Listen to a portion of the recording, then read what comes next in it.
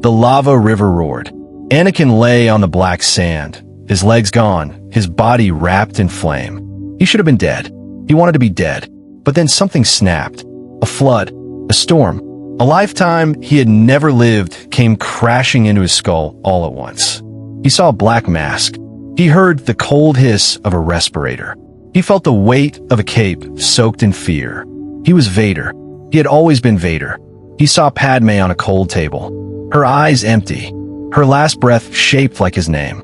He saw himself, taller machine, monstrous, force-choking officers without blinking. He saw children, so many children, younglings staring up at him in the temple as his blade came down. He saw Luke, a boy with his mother's eyes. He saw Leia, fierce and small, screaming on the Death Star. He saw a galaxy on fire. He saw the Emperor laughing. And then he saw the suit. The suit Palpatine was already preparing. The cage. The leash. 40 years of pain stitched into black armor, just to keep a broken slave alive and obedient. Anakin's burned chest heaved. A single tear cut through the soot on his cheek. No, he rasped. Not again. He could hear the shuttle now. Boots on stone. Sidious was coming for his prize. Anakin reached deep into the Force, past the pain, past the hate, and pulled. He had to live. He had to move. He had to run. Before the mask found him first. The visions would not stop. Anakin's body lay still on the black sand, but inside his mind, a storm raged.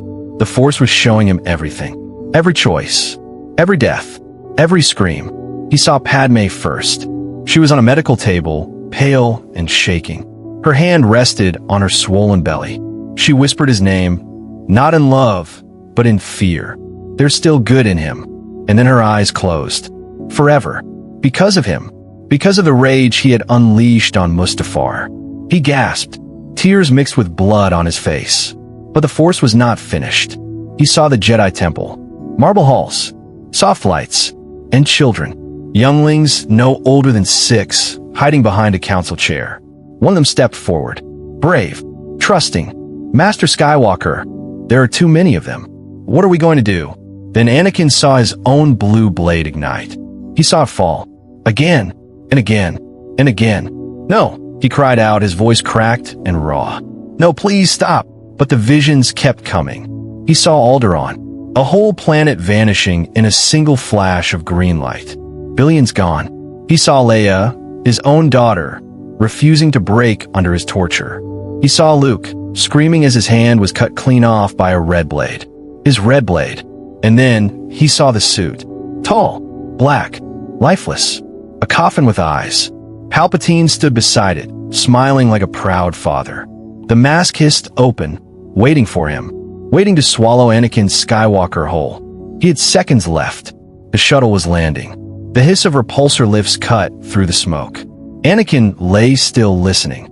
The Imperial shuttle had touched down. Boots hit the rock. Cold, careful boots. Sidious was here. Medical droids rolled out first, their pale lights scanning the ash. They moved toward him, quick, precise, ready to save the Empire's new champion. One of them leaned over Anakin's broken body and reached for his throat with a needle. Anakin's eyes snapped open. Yellow, then blue again. Not today, he whispered. He pushed with the Force. A weak push, but sharp. The droid flew back, smashing into the rocks. The second droid spun toward him and crumpled like paper in a fist. Pain ripped through him. His lungs were full of smoke. His legs were gone. But the visions of that black suit, that coffin, gave him strength he did not know he had. He reached out. A medical kit slid across the ash and into his hand. Back to patches. A breath mask. A stim shot. He jammed the needle into his chest and gasped as fire poured into his veins. Then he saw it. A small escape pod, still attached to the shuttle. A way out. Anakin pulled himself across the ground with one trembling arm. Every inch was agony. Behind him, in the distance, he heard the soft tap, tap-tap of a cane on stone. Sidious was walking down the ramp. Anakin reached the pod. He dragged his ruined body inside. His fingers slammed the launch panel. The pod blasted off the cliff just as Palpatine stepped into view. The Emperor's smile vanished. Lord Vader, But Vader was already gone. The escape pod shook as it tore through hyperspace. Alarm screamed. Fuel was almost gone. Anakin's burned hands gripped the controls with the last of his strength. He had seen her future. He had seen her die. He would not let it happen. Above him, Imperial Star Destroyers spread across the galaxy like a black net. Sidious had given the order, find Vader, dead or alive. Bounty hunters lit up every channel. The price on his head was already higher than any in history. But Anakin had one car the Emperor did not know about. He knew where Padme was going. Podismasa, a quiet medical base on a dead asteroid. Bail Organa was taking her there to save her life. The pod dropped out of hyperspace. Anakin pushed it past every safety limit, racing through the dark rocks. Sensors picked up a single ship, Bail's cruiser just landing. He crashed the pod into the docking bay, sparks flying. Burned, bleeding, half dead, Anakin dragged himself out. Obi-Wan was the first to see him. The Jedi froze, his hand on his lightsaber. Anakin, he whispered, stay back, stay back. But Anakin only raised a shaking hand. Padme, she's giving up. Reach into the Force, Obi-Wan. Feel it. She's letting go. Obi-Wan's eyes went wide. He could feel it too. Together, they rushed into the medical room. Anakin fell to his knees beside her bed. He took her cold hand in his burned one. Padme, he whispered, I'm here. I'm sorry. Stay with me. Her eyelids fluttered. A tiny cry filled the room. Then another. Luke and Leia, his children, alive. And so was their mother, barely. The medical room was silent. Only the soft beep of Padme's heart monitor filled the air. Anakin sat in a backed chair, his burned body wrapped in healing gel. Across from him stood Obi-Wan, arms folded, eyes hard. Beside him, small and still, sat Master Yoda. Speak, you will, Yoda said. But trust, earned it must be. Anakin took a deep, painful breath. I died on Mustafar, he said. Or, I was supposed to. Sidious built me a suit. A coffin. He turned me into his slave for 40 years. And in those 40 years, I saw everything. Obi-Wan's jaw tightened. Then prove it, Obi-Wan said quietly. Anakin closed his eyes. He has a list. Inquisitors. He's already picked them. Fallen Jedi he'll break and twist. The Grand Inquisitor is a Padawan. A temple guard. Right now. Today. Yoda's ears dropped. There's a Jedi named Canon. A Padawan. His master will die soon. Master Balaba on caller. The clones will turn on her. He needs to be saved. There's a boy named Ezra on Lothal. He matters. He kept going. Faster now. Kashyyyk will burn. Kessel will be made into a slave mine.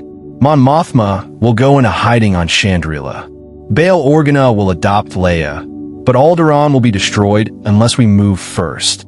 Obi-Wan stepped back, pale. By the Force. He whispered.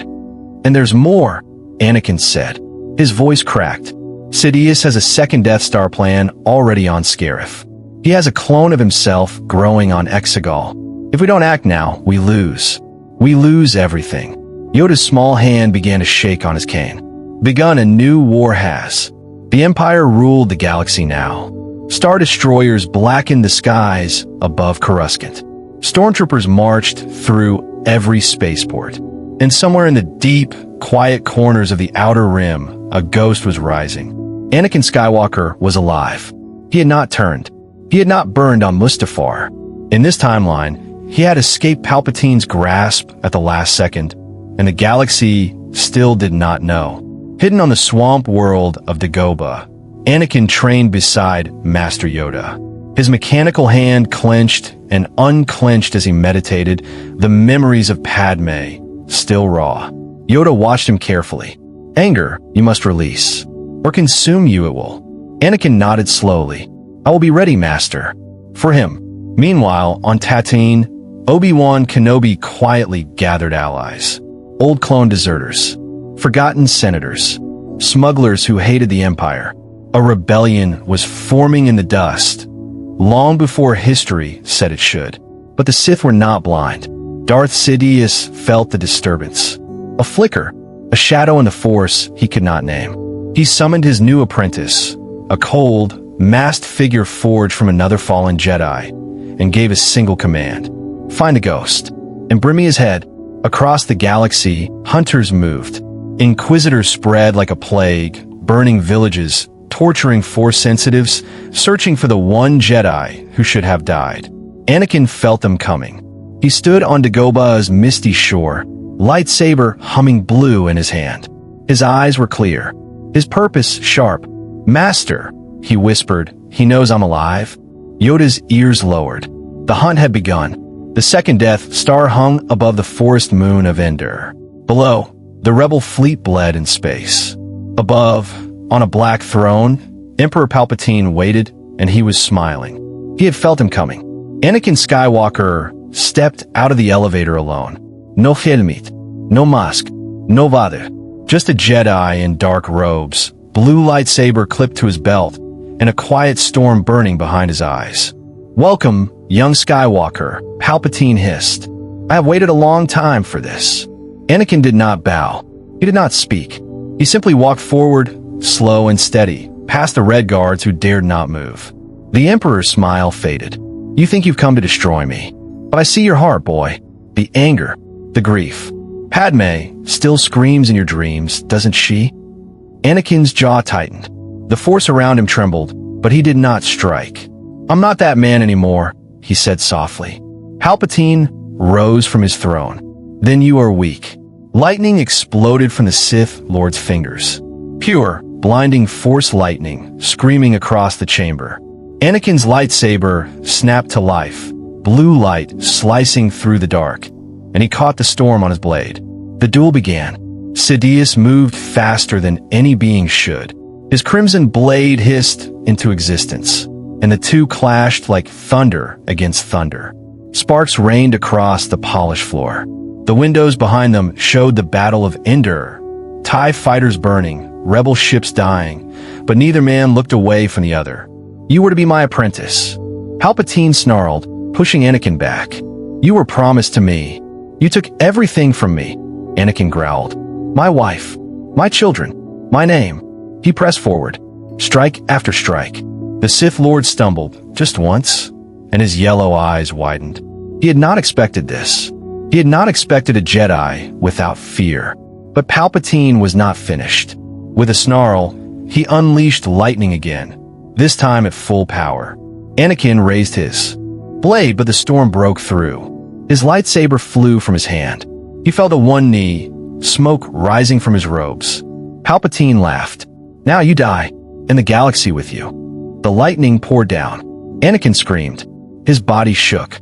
His mechanical hands sparked and burned. And then, through the pain, he saw her.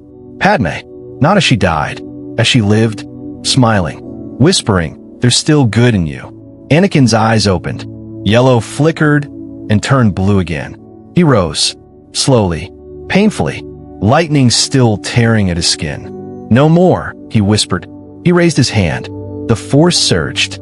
Palpatine's own lightning twisted, bent, and turned back on its master. The Emperor shrieked as his own power devoured him. His robes burned. His skin cracked. His skeleton glowed white-hot beneath the dark fabric. Impossible. Impossible. Anakin walked forward, one heavy step at a time, pushing the lightning back into the Sith Lord's chest. The throne room shook. The windows cracked. The Death Star itself trembled. "For Padme," Anakin said. "For the Jedi. For my children." With a final scream, Palpatine exploded into ash. The Sith were dead, but Anakin fell to his knees, smoke rising from his ruined body. The Force around him grew quiet, too quiet. He had won, but the lightning had taken something deep inside him, something that could not be healed. Outside, the rebel fleet roared back to life. Lando Calrissian's Falcon dove into the heart of the Death Star. The second battle station was about to die. Anakin smiled faintly. He had done it. The Chosen One had brought balance. Then, footsteps. Quick, urgent, familiar. A young man burst into the throne room, green lightsaber in hand, breath ragged. Blonde hair, blue eyes, a face Anakin had only seen in visions. Luke, his son. Their eyes met for the first time. Father and son. Jedi and Jedi. And in that moment, Anakin understood his story was ending, but Luke's was just beginning. "Father," Luke whispered. Anakin reached up with a trembling hand.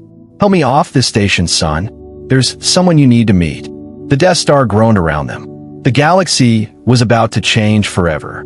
And somewhere far away, on a quiet world hidden in the stars, a woman who was never supposed to be alive opened her eyes. The second Death Star exploded above Endor. Fire bloomed across the stars. Debris rained down through the atmosphere. On the forest moon below, rebels cheered, Ewoks danced, and for the first time in decades, the galaxy could breathe. But far above the celebration, a small Imperial shuttle drifted away from the dying station. Inside it, Luke Skywalker held his father in his arms. Anakin was barely alive. His robes were burned. His skin was pale. Half of his old mechanical body sparked, and smoke from Palpatine's lightning. But his eyes, his blue eyes, were calm. "We did it, son," he whispered. Luke shook his head, tears streaming down his face. "Hold on, father. We'll get you a medic. We'll know." Anakin smiled faintly. "I've already lived a life I shouldn't have. Let me rest." The shuttle landed on Endor. Rebels rushed forward. But Anakin's hand reached up and touched Luke's cheek one last time. "Tell your sister, I'm sorry." And then his eyes closed. Across the galaxy, the Force trembled. On Coruscant, the great statue of Palpatine cracked down the middle and fell. On Mustafar, the dark fortress that should have been Vader's tomb collapsed into the lava. On Dagobah, old Yoda smiled in the mist and whispered, "Done it is." The Empire shattered in hours, not years. Without Sidious, the dark web of fear that held the galaxy together snapped like rotten rope. Grand Moff Tarkin was already dead. The Inquisitors scattered into the Outer Rim. Imperial governors turned on each other, fighting for scraps of power. Star Destroyers defected. Stormtroopers threw down their helmets in the streets of Coruscant. The rebellion was no longer a rebellion. It was a government. Mon Mothma stood before the Senate, the real Senate, restored, and declared the birth of the new republic. Bail Organa's daughter, Princess Leia, stood at her side. So did Han Solo. So did Chewbacca. So did Lando. And so did Luke Skywalker. But Luke did not smile. He stood quietly, his father's lightsaber clipped to his belt, his eyes far away. Because that night, on the forest moon of Endor, he had built a funeral pyre. He had lit the flames himself. And as Anakin Skywalker burned beneath the stars, 3 blue ghosts appeared in the trees behind him. Obi-Wan Kenobi, Yoda, and a young man Luke had never seen. Handsome, scarred, with kind eyes and a Jedi's robes. The man Anakin should have been. The man he finally became. The 3 spirits bowed their heads. And then they were gone. The prophecy was fulfilled. The Chosen One had destroyed the Sith. Balance had returned to the Force. But Luke could feel something else, something the old masters had not told him. Far away, in the deepest corners of the galaxy, the dark side was not truly dead. It had only gone quiet. Hidden cults, forgotten temples, ancient holocrons buried under ice and stone. The shadow of the Sith still whispered, waiting for a new master. And Luke was not the only one who felt it. On a quiet medical frigate orbiting Polis Massa, a door slid open.